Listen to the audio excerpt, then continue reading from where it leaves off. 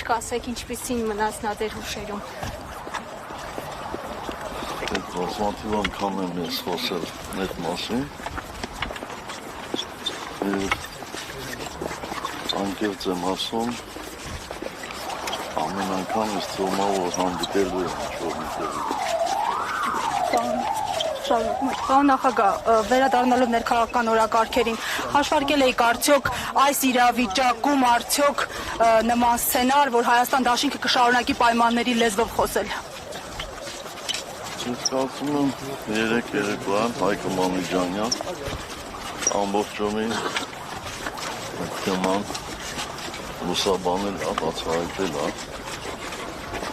և դեռևս ձեռնպահ եմ մնում այդ թեմայով խոսելուց։ Պարոն նախագահ, ձեր ամեն հարցազրույցից հետո ոչ միայն ԿՊ-ի քննադատությանն ենք ունկնդիր եւ ականատես լինում, այլև իրենց ընդդիմադիր, այսպես ասած, ներկայացնող շրջանակների մեկ հարցազրույցից հետո տասնյակ հարցազրույցներով փորձում են ձեզ պատասխանել, ինչու ձեզ։ Ես կարծում եմ նույնիսկ ձեզ համար է դա լավ թեմա է, էլի, գրեք, լուսաբանեք։